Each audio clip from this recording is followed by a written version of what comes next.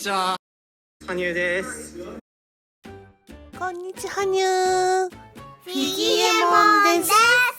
羽生結弦選手出演のファンタジーオンアイス愛知公演が終わり、今シーズンが一段落。そんな中、メゾンコーセイ銀座に行って美しい羽生選手のお写真とスケート靴を見たり、そんな羽生活をされてる方がめちゃめちゃ多いのではないでしょうか。いや、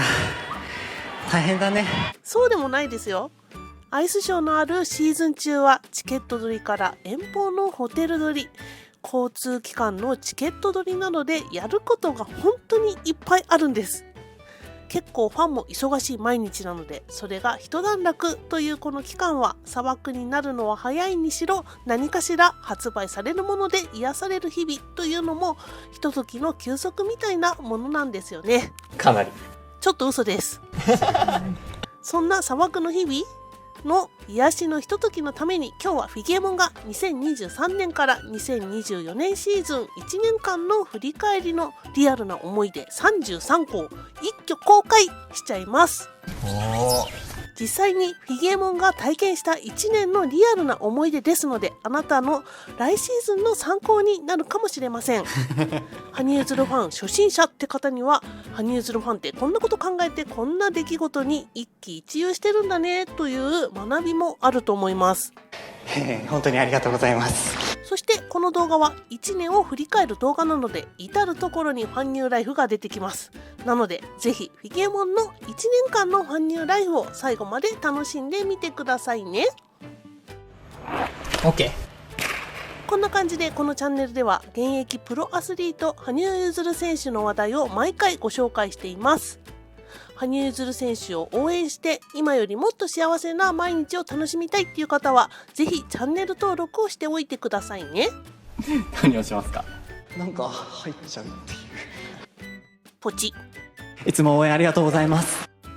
チャンネル登録をするとライブ配信の予定、プレミア配信動画のお知らせ、そしてコミュニティの配信を受け取れるようになります。本当に？はい、このコミュニティではリアルタイムの情報を不定期に発信しています。最近ではプーイテタさんにお手伝いをしていただきまして、コミュニティの発信を結構頻繁にさせていただいてます。ライブ配信情報などを見逃さないためにも今のうちにチャンネル登録をしておいてくださいね。はい。また2021年9月に始まったメンバーシップでは、6月23日で33ヶ月目を迎えて、より濃度の濃い情報、メンバーにしか明かせない情報をメンバー限定で発信しています。皆さんもその楽しさが伝わってたら嬉しいです。メンバーシップの内容に興味のある方は、メンバーになるボタンまたは説明欄のメンバーシップのリンクをクリックすると説明動画と特典が確認できますので、ぜひ見てみてくださいね。 OK。 この動画をなんで作ろうと思ったのか、最初にちょっとお話ししておきますね。なんか羽生選手の公式 YouTube チャンネルのメンバーシップ向け動画を見たときに、なんかすごく羽生選手の素のところがいつもよりよく出ていて、聞いててすごく面白いな、可愛いな、そう思ったからなんです。人はとにかく自分に起きたこと、思ったことはみんなも同じなんじゃないか、全然特別じゃない、言うほどのことではない、そう思いがちなんです。でも羽生選手のそのままの動画って台本はありましたが、聞いてる方にとってはすごく新鮮に感じるなっていうのが私の感想だったんですね。視聴者目線で見れたからこそ、私の素の動画を作ってみよう、そう思って今シーズンに起こったことを話していくという動画を思いつきました。羽生選手のようにはいきませんが、羽生選手が聞いて、なるほど、ファンってこんなことを思ってるのかと面白く見てもらえるようなエピソードがいっぱいですので、ぜひお楽しみください。では早速時系列に33のエピソードをお話ししていきますよ。 OK。 1、2023年9月1日念願叶う、我が埼玉にやっと羽生結弦がやってくるということで、ちょっと前の話にはなるんですが、去年の夏頃ですかね。はい。2021年12月全日本選手権ぶりに、埼玉スーパーアリーナにやってくる。しかも単独アイスショーでやってくるっていうニュースが流れてきました。で、日程は2023年11月4日と5日の2日間ということで、プロローグの日程、前年のですね、2022年のプロローグの日程と全く一緒ということで、やっぱり11月っていうのはフィギュアスケートのシーズンなんだなっていう、そんな感じがしたのを覚えています。でね、プロローグでは、1回生観戦、初日ですね、行けたんですけれども、1回しかね、見れなかったということがあって、見足りないっていう風なことをすごい思ってたんですね。で、ここに来て単独公演を、しかもアリーナツアーでやってくれるというので、これは何回も行けるかもしれないっていうのをめちゃめちゃ思ったわけです。でね、フィゲモンは埼玉に住んでいるわけなんですが、いつもうろうろしているね、大宮近辺に羽生選手が降り立つっていう風に、想像するだけでね、気持ちが上がっていきます。この辺通るよねみたいなところがあります。羽生選手新幹線で来るでしょうから、新幹線から降り立ってこの道通るのかなとか思っているだけでですね、嬉しいっていう、そんな気持ちになってくるわけです。で、埼玉スーパーアリーナのキャパっていうのは今のところ日本最大です。なので、これはチケットちょっと取りやすくなるかもしれない、そう思いました。東京ドームには及ばないにしろ、でも2日間やってくれるということで、これはもしかしたら取れるかなっていう、そんな気配がありつつも、いや、こんなに近くでやってくれるのに取れなかったらどうしようみたいな、そういう思いがありつつ、ちょっとウキウキ楽しみにしていたところです。で、この時ですね、埼玉スーパーアリーナの日付は発表されましたが、横浜と佐賀の開催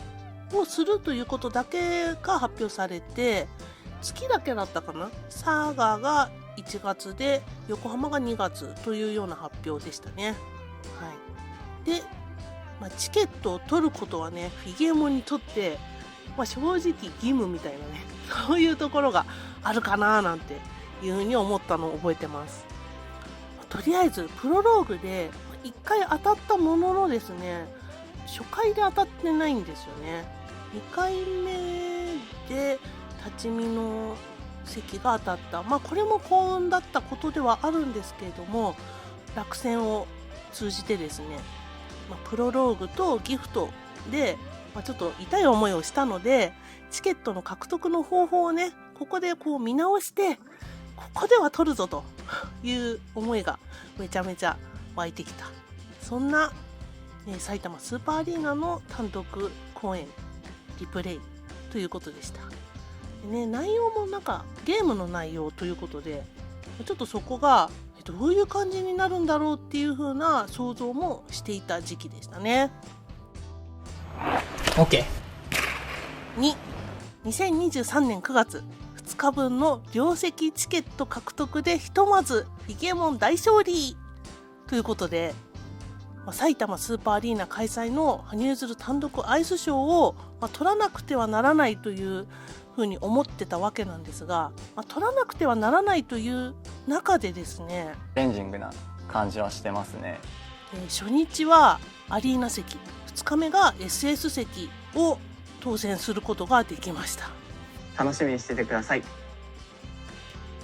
ちょっとね、幸運だったなっていうふうに思います。やっぱりね、初日っていうのはすごく見たいなっていう風な思いが私の中でありまして、その初日がアリーナ席が取れたっていうことでめちゃくちゃ嬉しくて、しかもですね、このアリーナ席、皆さんにどこ取れたっていうことを聞いた中でですね、取れたっていうのを一人も聞かなかったわけですよ。結構な人数聞いたんですけど、 SS 席が一番多かったのかなっていう感じで、アリーナ席当たってる人全然見当たらずですね、どうなってんだろうっていう風な思いもちょっとあったりしました。で、フィギュアスケートでいうところの、その試合でいうところの全日本選手権の切符を手にした気分、そんな感じですね。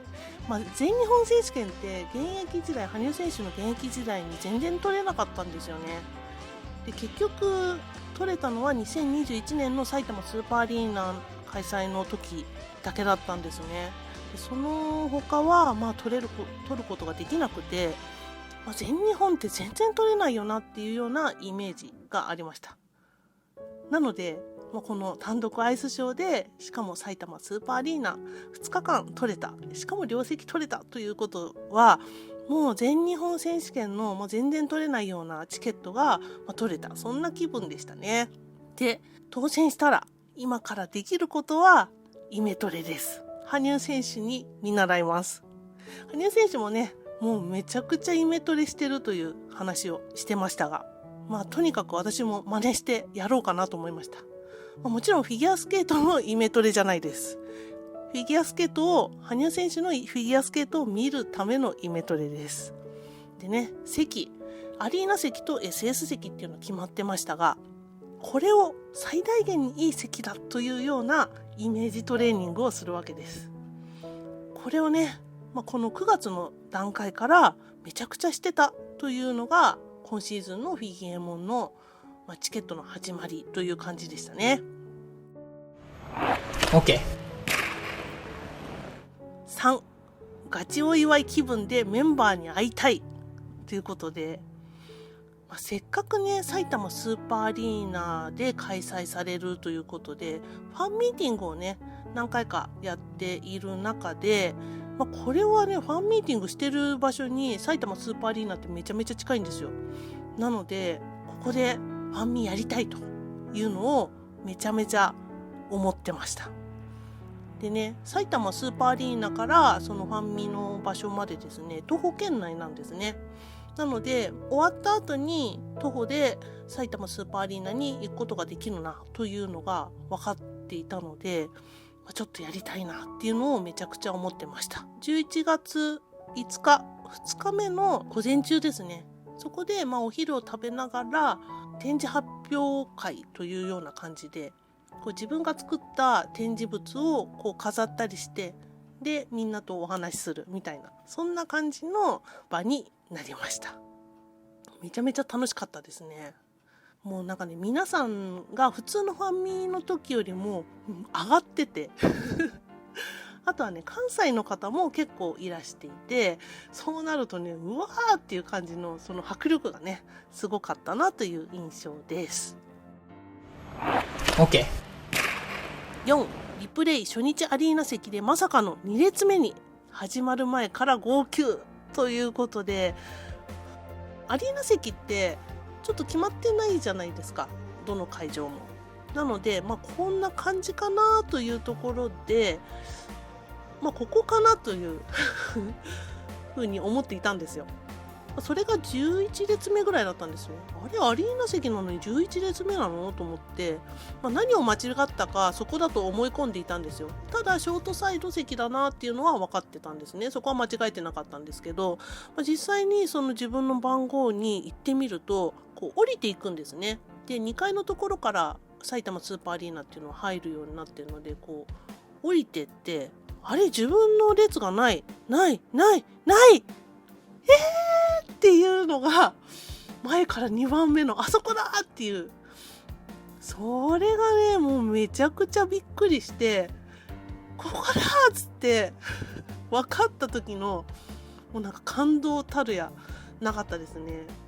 私が間違えたからっていうのも感動が大きくなった理由ではあるんですけれども、いやー前から2列目で初日見れるなんて思ってなかったです。でも後から考えてみれば、アリーナ席っていうのは2列目と3列目しかなかったということで、2列目いい方なんですけど2列しかなかったんですね。だから他の人がアリーナ席当たったっていうのを聞かなかったんですよ。2列ってプレミア席の倍ぐらいなもんじゃないですか。だから相当なかったということなんですよね。はい、びっくりしました。そしてリプレイ初めて見るところで、いつか終わる夢のところでショートサイドのところにバーッと来るわけです。顔をねカメラにうつめるみたいなとところを初めて見たわけなんですけれども、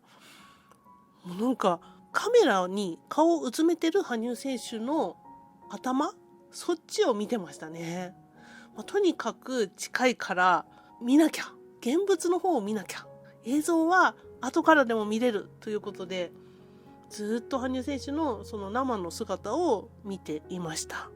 で、あまりにも近いので羽生選手の息遣いっていうのもね結構聞こえるんですよ。静かな場所なので、鳥と蛇と豚の一番最後のところは、その羽生選手の息遣いが音楽の中に入ってるみたいなところもありますけれども、それ以外にも本物の羽生選手の息遣いっていうのが、お立ち台の上からしてくるわけです。でね、倒れる音、動いているじゃないですか。でその倒れる音なんかもすっごい大きく聞こえて、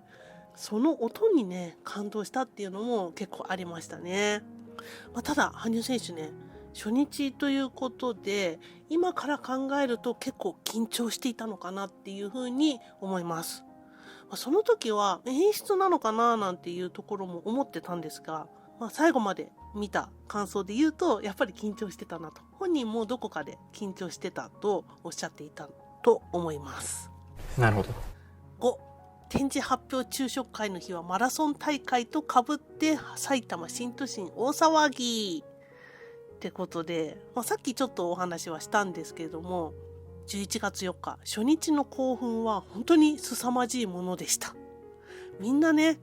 なんか大興奮の中終わったみたいな、そんなところがあったと思います。ぜひね、そのライブ配信の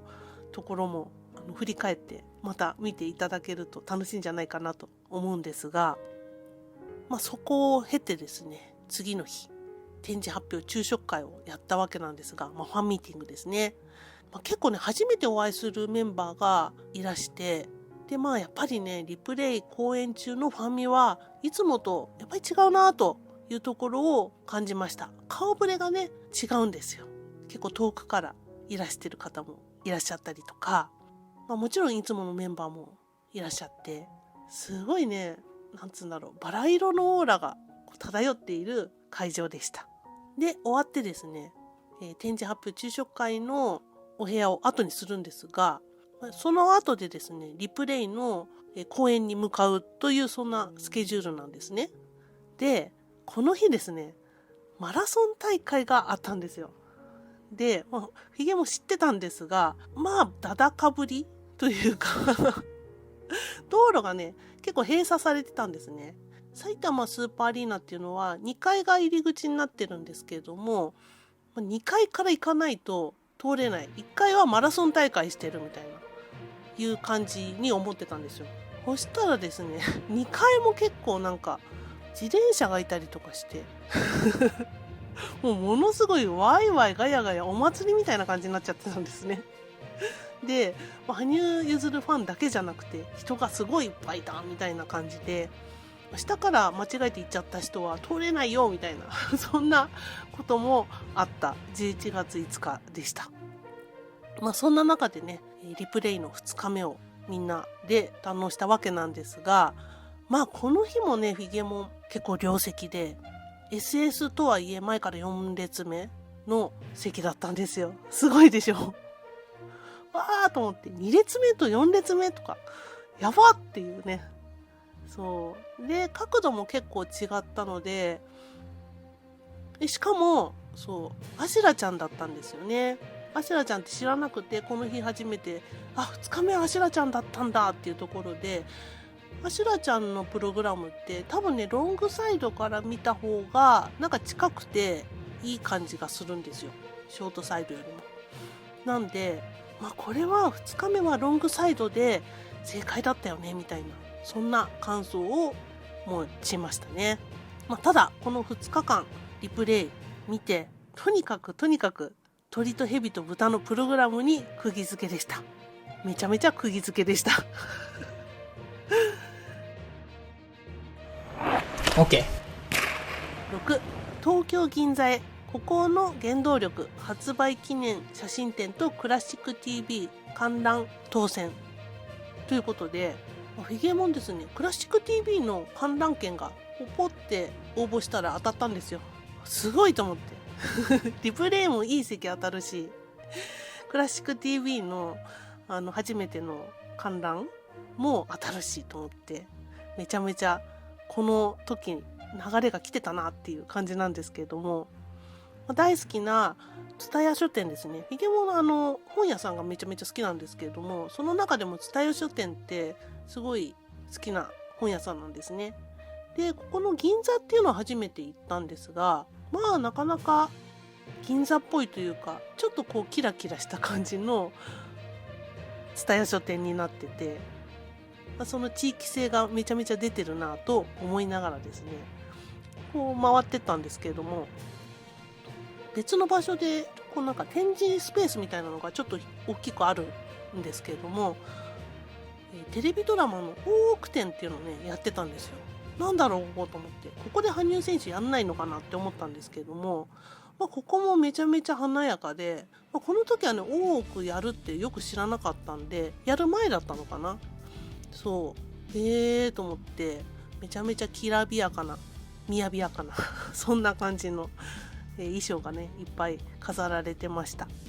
で、奥の方に行くと羽生選手の、ここの原動力の発売記念のその写真たちがいるみたいな感じで、ここで買うと、ポラロイド写真、羽生選手のポラロイド写真がもらえるということで買ったんですよね。そうやっぱり大きい写真っていうのはいつもね大迫力で嬉しい気分になるなと思いながら見てました。で、佐賀公演なんですけれども、この時ですね当たらないんですよ埼玉公演は当たったのに佐賀公演当たんないよっていうことで、でもクラシック TV の方が当たってこっちに取られちゃったかななんてちょぴっと思ったりして、でも楽しんできました。清塚信也さん、鈴木愛理さん、稲垣吾郎さんを、生で見るっていう感じでと思って、ちょっと2階席で遠くはあったんですけれども、音楽なんでね十分いい音が聞けました。で、プログラムはねめちゃめちゃ素敵すぎてびっくりする感じでした。ヒゲもクラシックのコンサートに時々行くんですけれども、価値のやつというか、こうなんだろうな、軽い感じのじゃないんですよ。で、クラシック TV っていうのはどちらかというとこうご紹介番組みたいな感じなんで、全部をがっつり曲を流さないっていう感じなんですね。なのですごい曲目が多くて、ちょっと紹介すると、ガーシュインのラプソインブルー、ベートーベンの交響曲第3番英雄第1楽章、グリーグのペールギュントから朝、プロコフィエフロミオとジュリエットからモンターギュ家とキュビレット家、ラベルの組曲展覧会の絵から4曲、ベルリオーズ幻想交響曲から第4楽章、断頭台への行進、ドビュッシー交響詩海から第3曲、マスカーニのオペラカバレリア・ルスティカーナ間奏曲、ショパンピアノ協奏曲第1番、リストピアノ協奏曲第1番、ラベルピアノ協奏曲から第1楽章と第2楽章、そして最後に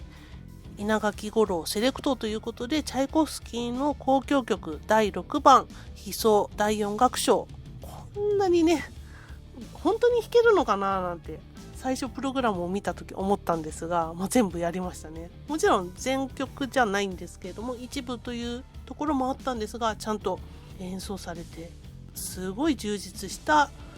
クラシック TV だったなと思いました。これは年末12月28日かな放送されていました。やっぱりねこの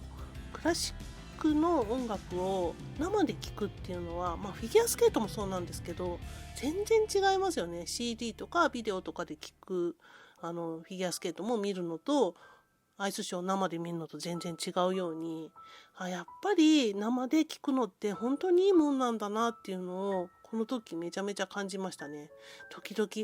コンサート行こうって思ったフィギュアモンです。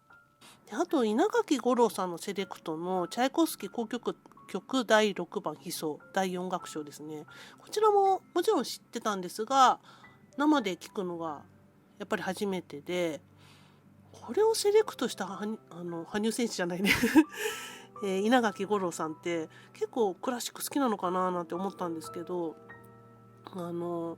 当に迫力があって哀愁があって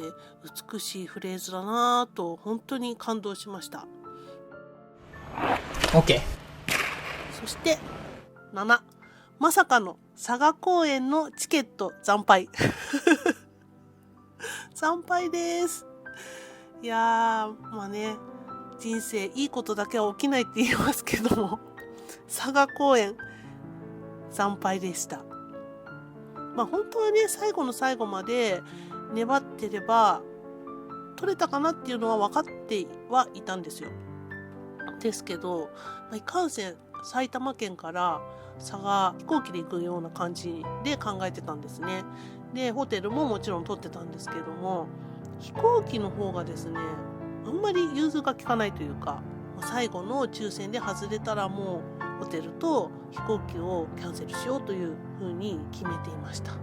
ね、惨敗の原因をここでいろいろ分析しましたね。なんで私惨敗したんだろうっていう。そう惨敗を続けるわけにはいかないじゃないですか。なので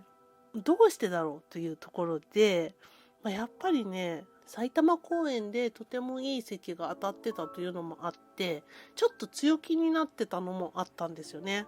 なので、佐賀公演のキャパはちょっと少なかったというのもありますし、一番最初で外してしまったのが一番の敗因ですかね。いろんな方が言ってると思いますが、羽生選手の単独公演は特にですね、一番最初に外してしまうとなかなか当たらないっていうのが現状です。なので最初に当たらないと、佐賀公演の場合は飛行機の関係もあるから厳しかったのに、ちょっといい席を狙ってしまったっていうところが敗因でしたね、多分ね。それでも当たる人はいるんですけれども、この経験をね、横浜公演のチケット獲得に生かしていこうと思ったフィギエモンでした。 OK。 8、羽生選手のお誕生日企画で皆さんからの羽生選手の笑顔のコメント集を作るということで、毎年羽生選手のお誕生日に動画を作らさせていただいているんですが、今回は何にしようかなって考えた時に、ちょっとね、いろんなニュースが羽生選手この2023年シーズンがあったので、ちょっと楽しい動画にしたいなっていう思いが私の中でありました。それで、笑顔のコメント集というちょっと明るめの動画を作らせていただいたんですけれども、29歳ということで、羽生選手20代最後のね、お誕生日ですよね。なんですけれども、昔からね、そんなに皆さんファンが思ってることって変わってなくて、羽生選手への感謝とか、救われたとか、そういう話がめちゃめちゃ多くて、やっぱり作っててなんだろうな、ほんわかした温かい気持ちになるようなコメントがたくさんいただけて、作ってて楽しかったですね。で、日本だけでなくね、海外からのメッセージも目立って、とにかく羽生選手のファン層の熱さを再認識した、そんな感じの動画制作でした。この動画ね、羽生選手に届いたかななんて思うんですけれども、コメントをね、羽生選手聞いてくれたらめちゃめちゃファンは嬉しいですよね。っていうところで、そのお手伝いをこの動画でさせていただいたという感じです。思い出してもう一回見てみたい方はどうぞ見てみてください。 OK。 9、とうとう佐賀公園用ホテルと飛行機をキャンセルということで、先ほどもちょっと言いましたが、チケット惨敗のその最後のところで落選したので、もうしょうがないと心を決めて、本当に泣く泣くですね、ホテルと飛行機をキャンセルしました。で、飛行機をキャンセルしたのって私初めてだったんですけれども、最初に予約したのがかなり早い段階だったんですね。で、その予約した時から飛行機の時間かな、機材かちょっとわかんないんですけども、それが変更されたんですよ。で、その変更を行きだけ OK みたいな感じで確認してたんですよ。で、帰りは変更されてるの知らなくて、で、それを、そのキャンセルする時に知ったんですよ。そしたらですね、なんと、その変更されてて、キャンセルしたから、ほとんど全額戻ってきたんですね。でも、行きの方は OK しちゃってたから、結構取られました。15,000円ぐらいかな。キャンセル料かかりました。痛いなと思いながら。そう、だからね、関東で羽生選手やってくれることが多いので、この飛行機のキャンセルっていうのは初めてだったんですけど、地方の方っていうのは結構あるじゃないですか。で、チケットが取れなくてキャンセルみたいな。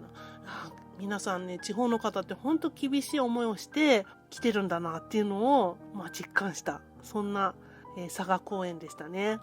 なんて言えばいいんだろうな。で、フィゲモンですね。九州に行ったことはあるんですけど、トランスファーで行ったことがあるぐらいで、実際に上陸、そこが目的地として上陸したことが実はないんですよ。九州ってね、あんまり私、縁がないのかなと思ってて、行きたいなと思って、行ったことないから、すごい楽しみにしてたんですよ、佐賀。どんなところかなと思って、知ってる人に何が美味しいとか聞いたりしてたんですね。なんですけど、佐賀牛って言われました。そっか、佐賀牛食べようと思ってたんだけど、ダメでしたね。本当に残念でした。違う機会にね、また九州にフィゲモン上陸できたらなと思ったりします。いってらっしゃい。で、ライブビューイングの方はもちろん一発当選しましたね。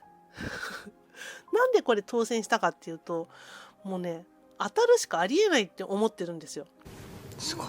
現地の観戦のチケットはもうわかりますよ。でも、ライブビューイングのチケットが外れるとか、ありえないって思ってるからやっぱ当たるんですよね。この自分が思ってることがちょっと反映されるっていうところを、今回の2023年、24年のこのチケット取りで感じたところでした。そう、簡単にライブビューイングは当たるんですよ。OK。10、羽生選手の誕生日に初体験。メタバースでリプレイを見るということで、メタバース皆さん見たでしょうかね、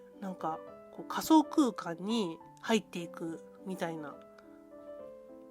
皆さん誰もやったことなかったんじゃないかなと思うんですけど、羽生選手のファンって本当に勉強してやるので、初めてだろうが何だろうがめちゃめちゃ入ってましたね。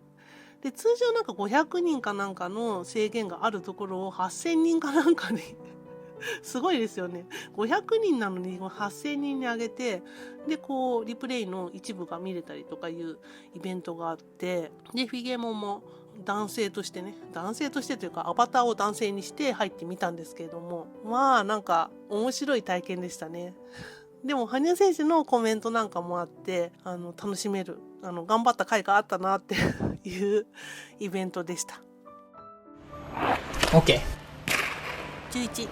12月20日、ギフト絵本が届き可愛くて感動した話。ってことで、ギフトってね、結構前に、いつだったかな、発売が決まってたんですけれども、大幅にね、延期されたんですよね。12月になったって、と思ったんですけど、この仕上がりをね、見たときに、このクオリティを出したかったから、こんなに伸びたのかななんて思ったりしました。でね、小さいさんと大きいさん。この概念がね、まずファンタジーですよね。そう。で、それの絵本なんですけれども、特にね、小さいさんの無邪気な心に、この絵本を読んでて、涙が出るほど心が揺さぶられましたね。なんでしょうね。キューンってするんですよね。可愛くて。素直さというか、ちっちゃい時って何にも忖度がなくというか、自分が思った通りっていう感じだったと思うんですけど、大人になるにつれてそれがちょっと薄らいできている、そんなのが、人間というものだと思うんですけど、昔のね、その心を思い出すような、そんな感じの小さいさんでしたね。人間の成長って切ないなと思う反面ですね、小さいさん尊いなと思ったりとか、でもやっぱり大きいさんは小さいさんがいたからかなとか、そんなことを思ったギフト絵本でした。 OK。 12、年末に年賀状じゃない理由で郵便局に飛び込むの巻ってことで、そうなんですよ、仙台市 LINE 公式アカウントが、この時できたんですよね。で、仙台市政だより1月号が羽生選手と市長のインタビューってことで、この冊子をねもらうために郵便局から封筒かなんかを送ると送り返してくれるっていうニュースが出たんですよ。で、と思って、年末だったんで早く送んなきゃみたいな感じで、結局ですね、私速達で送ったんですけれども、クリアケースね、これを皆さんっていうわけじゃないですけど入れてる方も結構いらして、姿勢だよりってちょっと薄いんですよね。だからクリアケース入れればよかったと思って、それを入れて送ったらもちろん入れ返してくれるんですよね。なので失敗したなと思いながら、でも一番早い段階で送り返してもらうことができました。速達だからねはい。でもね、この一件で急に年末が楽しくなったなっていうのを思い出しました。早く手に入れたい、早く手に入れたいっていうこの楽しさ、わかりますこれが羽生活の楽しいところの一つですね。 OK。 13、大金星横浜公演往楽のアリーナ席をゲットということで、佐賀公演の惨敗の経験を生かすことができたのが横浜公演往楽のアリーナ席をゲットしたっていうことなんですよね。絶対これゲットできるかっていうとまたそれは別の話だと思うんですけれども、運って流れがあると思うんですよ。ずっといいっていうのはなかなかなくて、人間羽生選手だとしてもずっといいっていうことないじゃないですか、見てると。人間みんなそうなんですよ。だからチケットも多分そうで、佐賀公演の時はちょっとあんまり良くなかった流れ的にね、バイオリズムがあんまり良くなかったのかなと勝手に思ってて、でも落ちたものは必ず上がるので、それで横浜公演の往楽アリーナ席ゲットできたのかななんて思ってます。もちろんその落ちた要因を分析して、それはしないように、その落ちるようなことはしないようにっていうのはしました。で、初日のね2月17日のチケットは落選してしまったので、この17日のチケットをずっと取得に努めるっていうことをするわけです。それと同時にこのアリーナ席のイメトレを一番最初からね強化していくっていうことをやってきました。このイメトレなんですけれども、埼玉公演で前から2列目の経験があるので、その経験があるからこそめちゃくちゃ臨場感を持ってこのイメージトレーニングができたんですよ。これが、結果的にすごくいい席をゲットできた要因じゃないかなと思ってて、埼玉公演のアリーナ席があったからこそじゃないかなと思います。で、17日のチケットね、持ってないんですけど、持ってるなと思ってずっと過ごしてました。はい。これも大事で、17日も絶対行くっていうこの決意ですね。これが大事だったりしますので、皆さん参考にしていただければなと思います。OK。 そして14、1月16日リプレイ佐賀公演ライブビューイングで声バレするフィギュアモンってことでこの日ですね、ライブビューイング行ったんですよ。で、一人で行って生観戦に行く時にあげようかなと思ってたハガキがあるんですね。それをライブビューイングに持ってったんですよ。で、どなたかに差し上げようかなと思って持ってたんですけれども、何人かに始まる前にもあげたんですが、終わった後ですね、まだ枚数があったので誰かにあげようと思って羽生選手のそのリプレイのグッズのところの売り場に行ったんですよ。そしたらですね、この人にあげようと思って、ジャンパー持ってたから着てたので、その人に近づいてったら、なんとメンバーだったんですよねで、とか言ってあげたよねみたいな。でその周りにいる人にあげたんですよ。でどうぞって言ったら、ピゲモンさんですよねって言われて、みたいななんでっていう。私ウィゲモンですなんて言ってないんですよ。はがきどうぞって言っただけなんですけど、声バレしてたみたいで、めちゃめちゃびっくりですよね。そう、メンバーの方ではないんですけれども、視聴者の方でめちゃめちゃよく見てくださっていて、ちょっと感動しました声だけでわかるんだと思ってそう見知らぬ人からね、チャンネルを見てますみたいな感じで言われるって、なんかこんな嬉しいことなんだなっていうのをめちゃめちゃ思いました。その説はありがとうございました本当にありがとうございます。でこの佐賀公演はね、ちょっと羽生選手体調が悪かったみたいな感じで心配なところもあったんですが、でもやっぱり見れてよかったなっていうのはありましたね。ライブビューイングの方がやっぱりよく見えますし、大きく見えるしね、音もいいですから。 OK。 15、横浜公演のチケットがなかなか手に入らない人多数で、リプレイ最終公演に熱気そうなんですよ。フィゲーモンはですね、最初からアリーナ席往楽取れてたんですけども、意外と取れてない人が大勢いらして、取れないよっていうことをライブ配信とかで、ちょっとコメントでいただいたりして、そっか、やっぱ取れない人も多いんだなと思いながら聞いてたんですよ。でも横浜はみんなすごい行きたいっていう気持ちが大きくて、やっぱり人気のある公演でしたね。でライブ配信で撮れてないよっていう人の声を聞くと、一番行きたいのが横浜公演なんだけど、自分はチケットが当たるのだろうか、当たる気がしないっていう声がね、めちゃめちゃしてました。それぐらいすごく人気があるってみんな認識してる横浜公演でした。チケット取るの大変っていうことを聞いて、なんか僕としてはそんなに需要あるのかって、自分のスケートそんなに需要あるのかなってすごいドキドキしてるんですけど、やっぱりね、アクセスがいいっていうのと、新幹線の止まる駅も近いっていうのもありますよね。でこの時点でまだ初日の17日のチケットはフィゲも持ってないんですよ。いや大変だね。だけどこの時も引き続きですね、チケットは絶対手に入ると思って疑わなかった私です。ここ大事ですね。はい。16、ド迫力の鳥と蛇と豚のネイルオーダーで横浜公演の準備ということで、ネイルはね、羽生選手の、衣装モチーフでずっとやってる私なんですが、鳥と蛇と豚といえば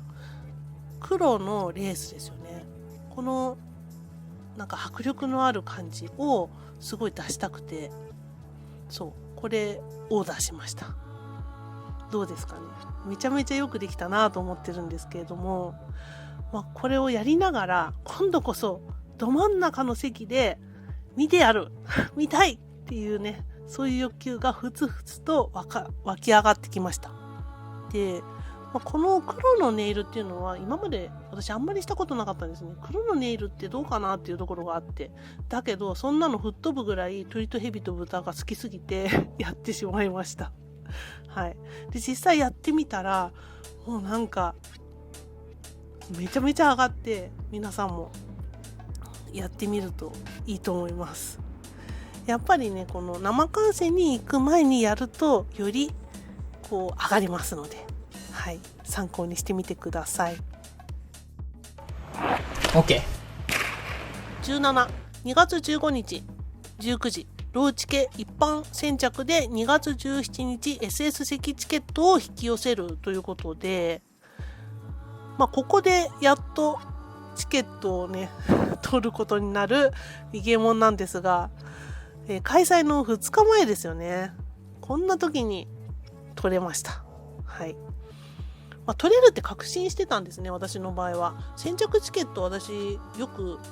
いやほとんど 100% の確率で取れたんですよ。なんでか分かんないけど、今まで気にしてたことプラスアルファ、今回は結構競争率が高いということが分かっていたので、やれることは全てやりました。今までの中で一番やれることやりましたね。なんか本当に体がね震えてました。5分前ぐらいとかね、本当にカタカタカタカタカタカタ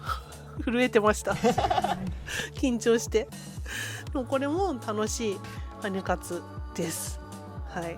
でチケットがね実際に取れたのは19時2分ということで、やっぱり一番最初に入れるか入れないかというのがめちゃめちゃ大事というところがあります。 OK。 18リプレイ横浜公演初日でついにここまで来た歓喜の神席ってことで、前日に取ったチケットですね。これが、2月16日12時に発表になりました。自分のこのアプリのところでこう席が出たんですが、おーと思って、席はショートサイドでした。でなかなかいいんじゃないこれと思って、ただ行ってみないと分かんないところがフィギュアスケートの場合多いので、ただ SS 席なんで、固定席なんですね。だからここっていうのは分かってて、ここかどんな感じなんだろう、結構いいじゃないと思っていたんですよ。で、実際に横浜に旅立つわけです。でホテルはね横浜の景色が一望できるレディースルームを取ってました。そう前の年は、風景があんまり見えないお部屋だったんですね。で今年はこう風景が見える部屋がいいなと思って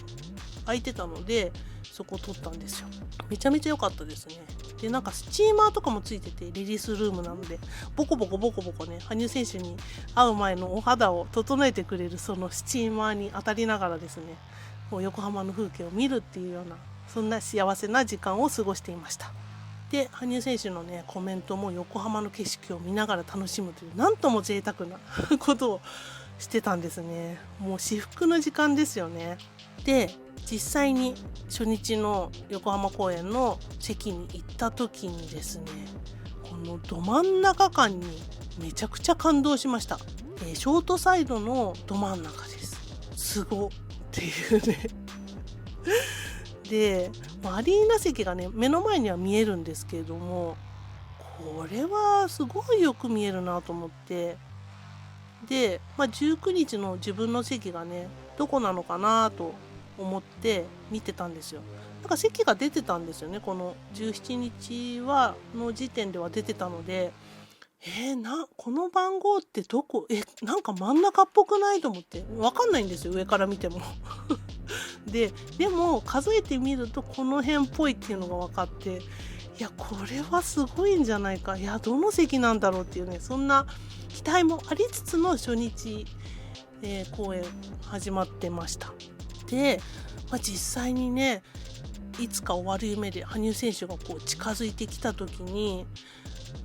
埼玉公園で見たショートサイドは結構端っこの方だったんで見え方が全然違いました。でもうまるでねテレビみたいな、本当にテレビだと思いました。で実際にテレビカメラが横にあったしね。でこう近づいてくる羽生選手を見て、あまりにもよく見えたもんだから、本当にねなんか私ここまでやっと来たって本当に心から思ったんですよ。チケット取れないっていうのが結構あって、でその中で一生懸命チケットを取ってきて、でここまで来たっていうその感動、なんか取れなかった時期があるからこそこの時の感動がめちゃくちゃ大きくて、やっとこんないい席で見れて、席でこんなに見え方違うんだっていうことを実感した、そんな横浜公演の初日でした。羽生選手が、何度もショートサイドに近づいてくるわけなんですけれども、その度に喜びが湧いてくる素晴らしい席でした。で、終わった後ですね、もちろんリプレイの公演は素晴らしくて、佐賀公演の体調が悪そうな羽生選手から全然違ってて、ものすごい良くなってて、ああよかったと思って、体調戻ったのかなって思って、後から聞くと、トレーニングをね根本的に変えたみたいなことをおっしゃってたので、違うのは当たり前なのかなと思ったんですけれども、そんな中ですね、明後日暴落を迎えるにあたって横浜の夜を歩いているわけですよ。みんな興奮の中でね歩いてるんですよ。で、横浜って観覧車とか、船とかビル群とか海とか、そういうのが夜景がめちゃくちゃ綺麗ですよね。でそれを見ながら羽生選手の演技の感動を心に抱きながら美しい夜景を見るっていう、なんとも人生素晴らしいと思った日でした。 OK。 19、初の横浜開催ファンミでリプレイ往落までカウントダウンそう1日空いてたんですよね。でこの日しかないと思ってファンミをやりました。でですね、実はいろいろねやることは決めてたんですけども、本当に終わるのかなっていうぐらいのスケジュールを決めて、で実際にね、よし会場に行こうって思った時に、プロジェクターのリモコンを忘れたことに当日気づいたんですよ。びっくりして、プロジェクターでその映像を流すみたいなことを考えてたんで持ってたんですね、自分のプロジェクターを。なんですけどリモコンがなきゃ動かせないよっていうことでもう忘れっぽいフィギュアもやっちゃったと思っていたんですよ。終わったと思って、もうこの映像を流すっていうやつができなくなっちゃった、どうしようって思ったんですね。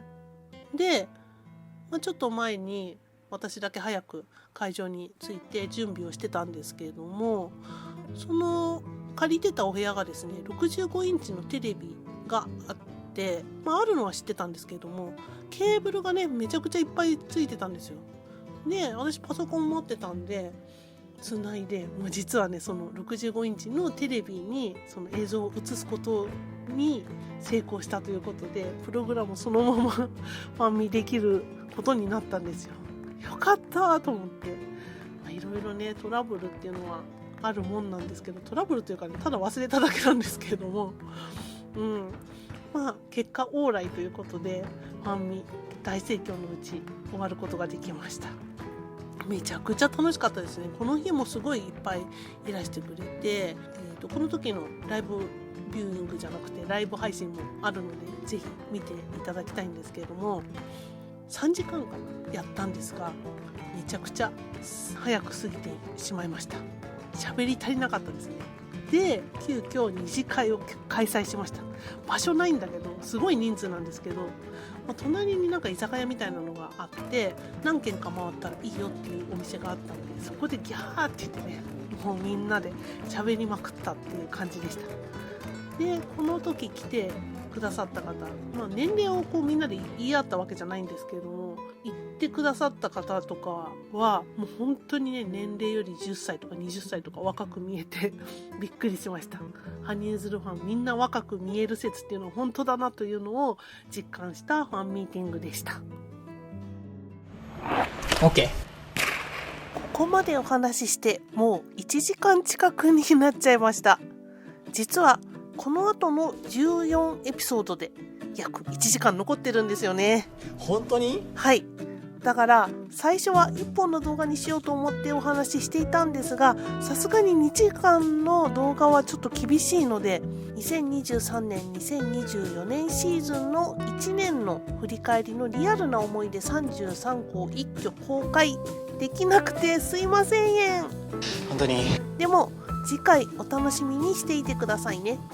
もう残りは取れてるので編集するだけです。って言っても結構時間がかかっちゃうんだけどね。なるべく早くお届けできるように頑張ります。ってことで最後にお知らせです。2024年8月26日月曜日、最初の京都ファンパーティーを開催しちゃいます。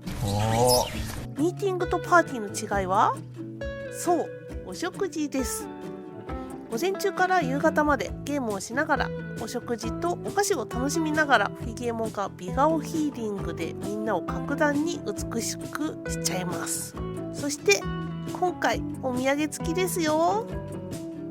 じゃん、こちら新作です。全くの新作のこの星の形をした隕石チャームでございます。なんとこれ、この美しいこの水色、これはねアクアマリンなんですよね。すごいでしょ。はい、隕石の強いパワーと天使の石と呼ばれて美しい若さと幸せな喜びを象徴するアクアマリンのパワーを一緒に封じ込めました。で、新シーズンをパワーアップさせていきましょうという願いを込めております。京都ファンパーティーは昨年参加してくださった方から優先にお申し込みいただけますので、お知らせをお楽しみにしていてくださいね。ってことで、また近いうちにお会いしましょう。フィギエモンでした。さようなら。